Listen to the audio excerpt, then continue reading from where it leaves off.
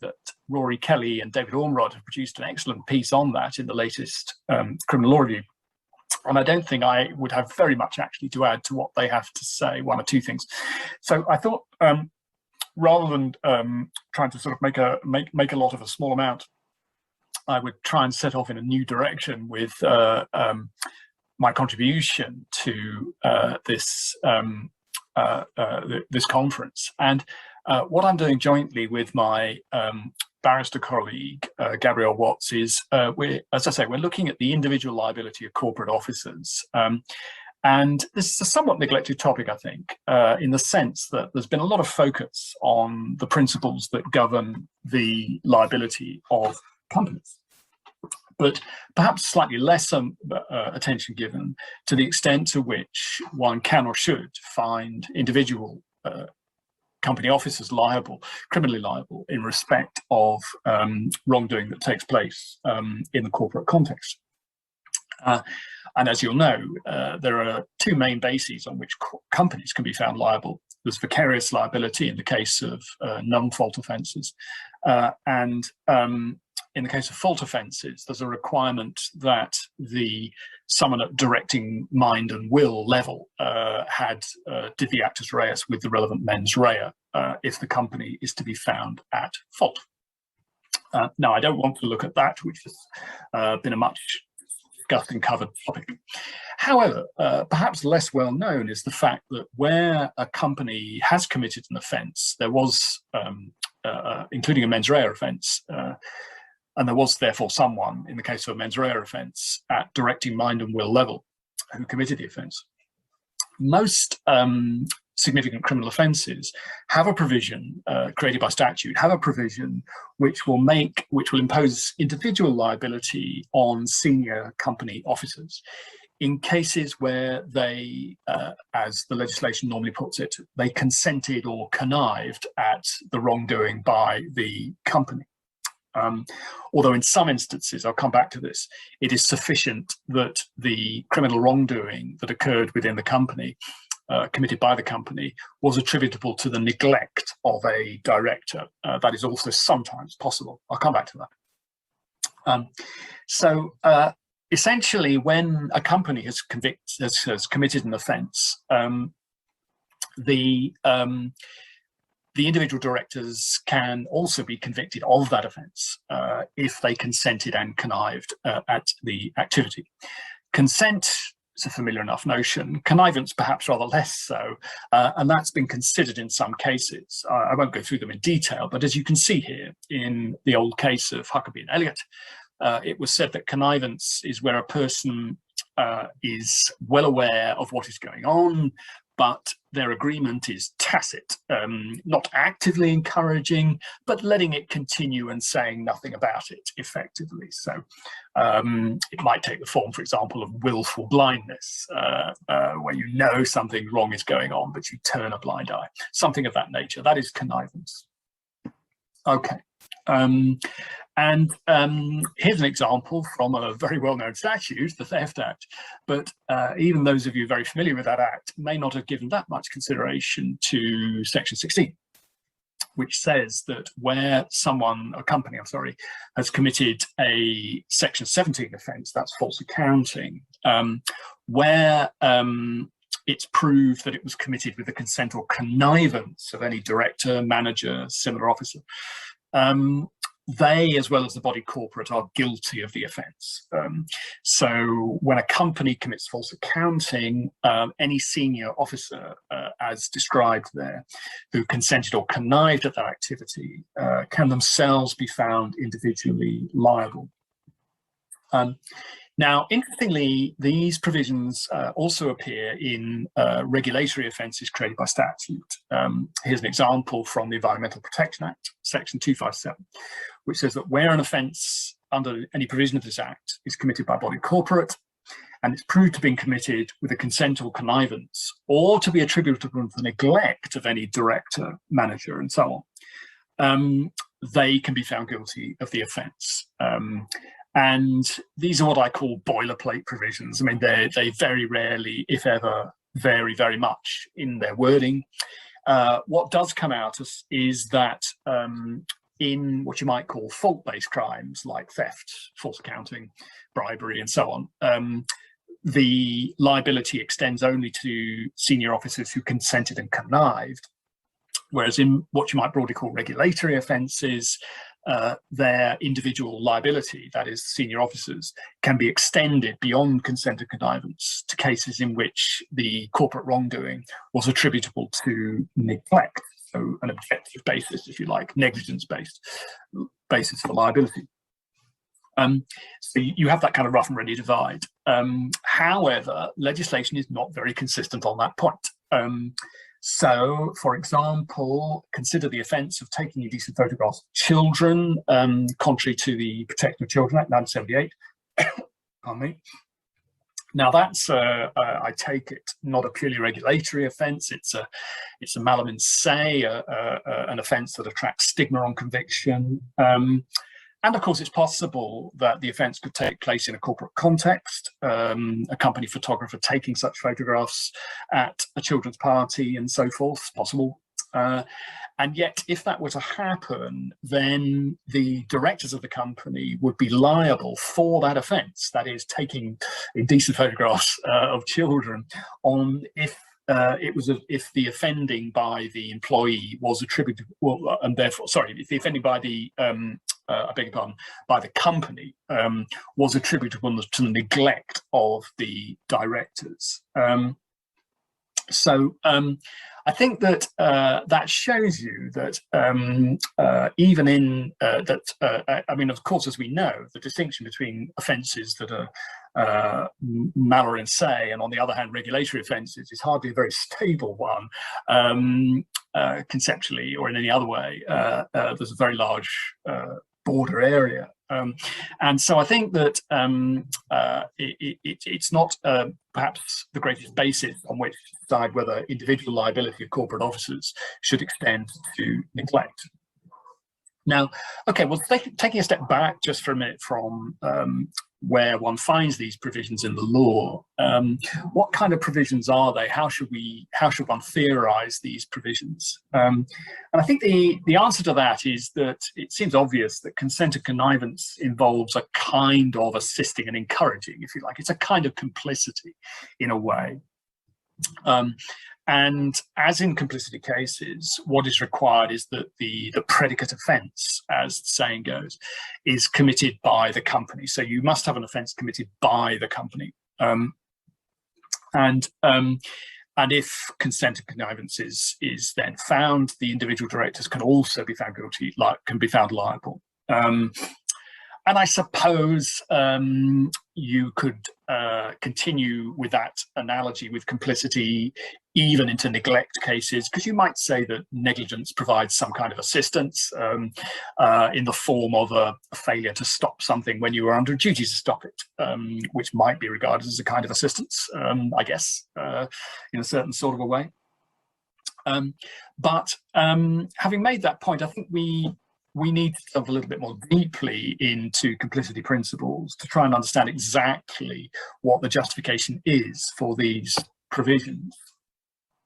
And first of all, I think in that regard, I think what we would want to defend is the view that neglect, however tempting it might be to impose liability on that basis, is not a sound basis actually for imposing individual liability on directors for wrongdoing committed by the company.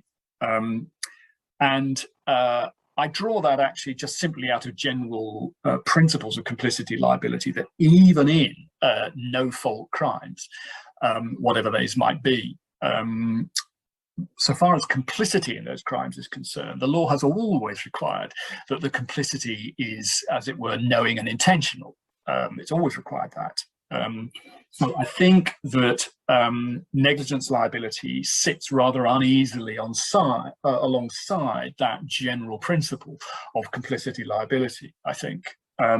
It doesn't follow that just because something's a regulatory offence, that an individual director should be fixed with liability personally for that on the basis of neglect. I mean, that just simply doesn't follow any more than it follows that because an offence is one of strict liability, complicity in that offence should be either no fault or on the basis of negligence. I mean, that doesn't follow either. I think that the neglect basis for imposing individual liability is not very soundly based, essentially.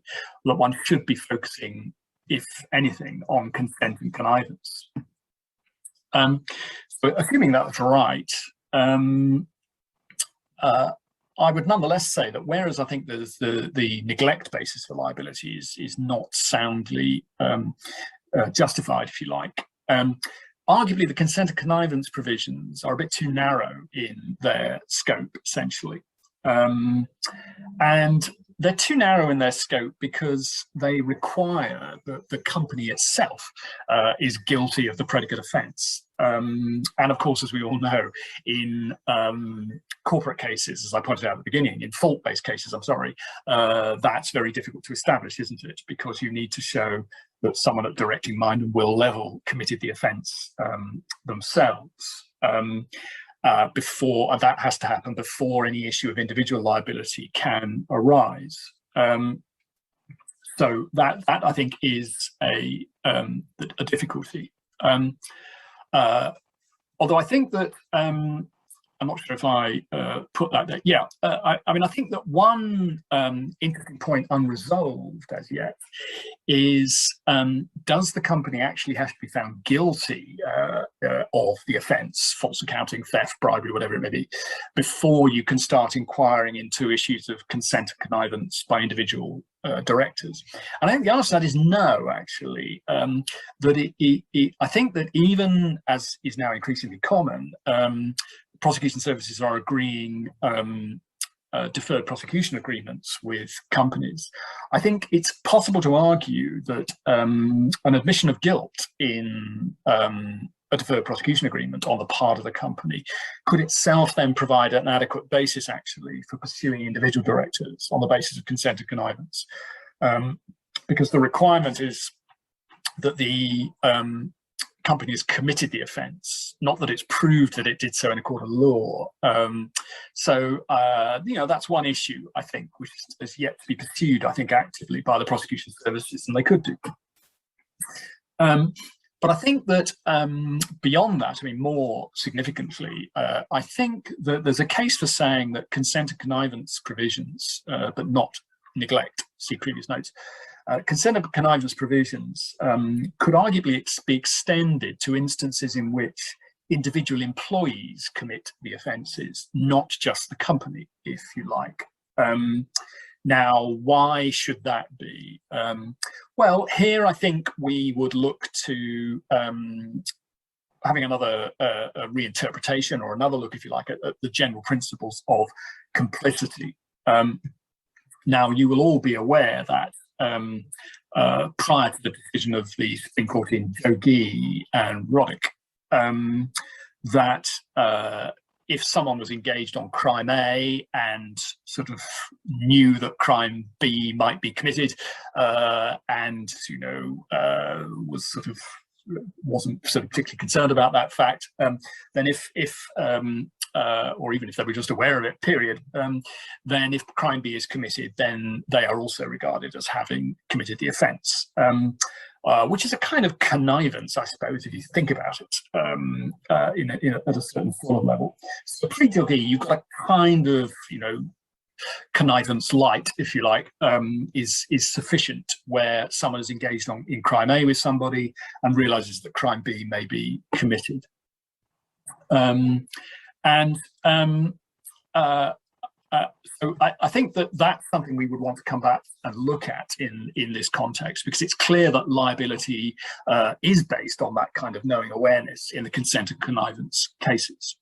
What else can we say about consent and connivance? Well, we can say that in the cases of neglect, where I've criticised that, it's very clear that there must be a causal link between the offending by the company and the neglect, because it says that the company's offence must be attributable to the neglect. of the individual director. But it doesn't say that in relation to consent and connivance. It just says that the offence must take place with the consent and connivance of the individual director or senior officer. So what does that entail, if anything, about the connection between the director and the person who commits the offence, if you like, the company as it currently stands? And I think that it must be the case that the company, in a broad sense, was aware of the consent and connivance. In other words, the senior officers who are at board level committing the offence must be aware, I would say, of the consent and connivance, although they don't necessarily have to be encouraged or assisted by it particularly. But I think they have to be aware of it at least, I would say. But it doesn't really go beyond that. I don't think it would really be enough. It might be, but I don't think it would really be enough for the prosecution to prove that someone connived at an offence, without anyone else knowing about it, if you like. I mean, that would be a bit strange. So I think there has to be some kind of link between the offending and the consent and connivance, even if it doesn't have to go so far as actually assisting and encouraging. So, okay, having got that established, now, why did Jogee restrict the scope of complicity to cases where there was intentional assisting and encouraging, where there was an intention that if the perpetrator went ahead, that they would do so with the fault element for the offence? But why did they do that? Well, one argument might be that the mere fact that X and Y are engaged together in the commission of crime A, in the course of which crime B is committed. The mere fact that X and Y are committing crime A is not a substantial or stable enough normative basis to establish a connection between X and Y with regard to subsequent wrongdoing. It's just using the fact that they're engaged in crime together as a kind of lever to generate yet further liability on the basis of what one of them is aware of, if you like. But there isn't really a substantive normative connection, particularly, other than that, I would suggest. And that's one of the reasons why Jogee restricts the scope of complicity liability. However, I think that one of the reasons why consent and connivance is justified as a basis for individual liability, short of assisting and encouraging, is actually there's a much stronger normative connection, very clearly, between a director and their company. I mean, effectively, directors are all agents of the company, so there's a very strong legal tie between a director and a company. And of course, there may be equally morally and legally a strong tie between senior officers and those for whom they have a responsibility for managing and directing the employees immediately beneath them, for example. I think there is a much stronger normative tie between directors and their company and directors and the people they supervise beneath them than there is in the typical complicity situation, if you like, which is just the fact that that X and Y agreed to commit crime A with the possibility that crime B might then be committed. And it's true to say that there's a degree of arbitrariness, really, in whether the consent and connivance provisions apply currently, because liability is tied to the commission of the offence by the company.